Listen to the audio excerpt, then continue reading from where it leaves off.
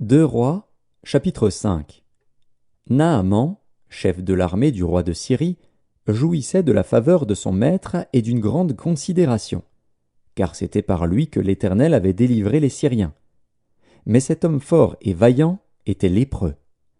Or les Syriens étaient sortis par troupes, et ils avaient emmené captive une petite fille du pays d'Israël, qui était au service de la femme de Naaman. Et elle dit à sa maîtresse: « Oh, si mon Seigneur était auprès du prophète qui est à Samarie, le prophète le guérirait de sa lèpre. » Naaman alla dire à son maître: « La jeune fille du pays d'Israël a parlé de telle et telle manière. » Et le roi de Syrie dit: « Va, rends-toi à Samarie, et j'enverrai une lettre au roi d'Israël. » Il partit, prenant avec lui 10 talents d'argent, 6 000 sicles d'or et 10 vêtements de rechange. Il porta au roi d'Israël la lettre, où il était dit: « Maintenant, quand cette lettre te sera parvenue, tu sauras que je t'envoie Naaman, mon serviteur, afin que tu le guérisses de sa lèpre. » Après avoir lu la lettre, le roi d'Israël déchira ses vêtements, et dit: « Suis-je un Dieu, pour faire mourir et pour faire vivre, qu'il s'adresse à moi afin que je guérisse un homme de sa lèpre? Sachez donc et comprenez qu'il cherche une occasion de dispute avec moi. » Lorsqu'Élisée, homme de Dieu, apprit que le roi d'Israël avait déchiré ses vêtements, il envoya dire au roi: « Pourquoi as-tu déchiré tes vêtements?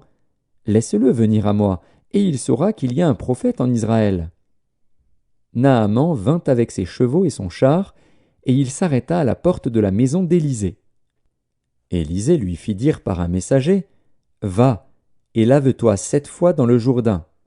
Ta chair deviendra saine, et tu seras pur. » Naaman fut irrité, et il s'en alla, en disant: « Voici, je me disais, il sortira vers moi, il se présentera lui-même, il invoquera le nom de l'Éternel, son Dieu, il agitera sa main sur la place et guérira le lépreux. Les fleuves de Damas, l'Abana et le Parpar ne valent-ils pas mieux que toutes les eaux d'Israël? Ne pourrais-je pas m'y laver et devenir pur? » Et il s'en retournait et partait avec fureur. Mais ses serviteurs s'approchèrent pour lui parler, et ils dirent: « Mon père, si le prophète t'eût demandé quelque chose de difficile, ne l'aurais-tu pas fait? Combien plus dois-tu faire ce qu'il t'a dit? Lave-toi, et tu seras pur. » Il descendit alors et se plongea 7 fois dans le Jourdain, selon la parole de l'homme de Dieu. Et sa chair redevint comme la chair d'un jeune enfant, et il fut pur. Naaman retourna vers l'homme de Dieu, avec toute sa suite. Lorsqu'il fut arrivé, il se présenta devant lui, et dit: « Voici, je reconnais qu'il n'y a point de Dieu sur toute la terre, si ce n'est en Israël. Et maintenant, accepte, je te prie, un présent de la part de ton serviteur. » Élisée répondit: « L'Éternel, dont je suis le serviteur, est vivant. Je n'accepterai pas. » Naaman le pressa d'accepter, mais il refusa.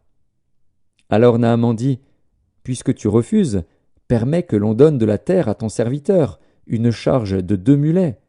Car ton serviteur ne veut plus offrir à d'autres dieux ni holocauste ni sacrifice, il n'en offrira qu'à l'Éternel. Voici toutefois ce que je prie l'Éternel de pardonner à ton serviteur. Quand mon maître entre dans la maison de Rimon pour s'y prosterner et qu'il s'appuie sur ma main, je me prosterne aussi dans la maison de Rimon.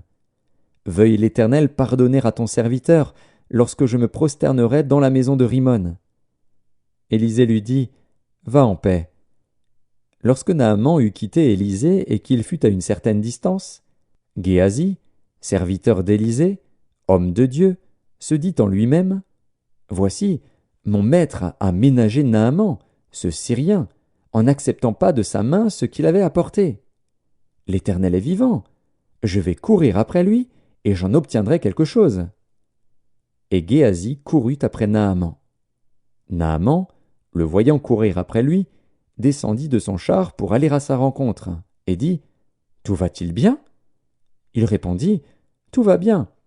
Mon maître m'envoie te dire: Voici, il vient d'arriver chez moi 2 jeunes gens de la montagne d'Éphraïm, d'entre les fils des prophètes. Donne pour eux, je te prie, 1 talent d'argent et 2 vêtements de rechange. Naaman dit, consent à prendre 2 talents. Il le pressa, et il serra 2 talents d'argent dans 2 sacs, donna 2 habits de rechange, et les fit porter devant Géasi par 2 de ses serviteurs. Arrivé à la colline, Géasi les prit de leurs mains et les déposa dans la maison, et il renvoya ces gens qui partirent. Puis il alla se présenter à son maître. Élisée lui dit, « D'où viens-tu, Géasi ?» Il répondit, « Ton serviteur n'est allé ni d'un côté ni d'un autre. » Mais Élisée lui dit, « Mon esprit n'était pas absent lorsque cet homme a quitté son char pour venir à ta rencontre. Est-ce le temps de prendre de l'argent et de prendre des vêtements, puis des oliviers, des vignes, des brebis, des bœufs, des serviteurs et des servantes?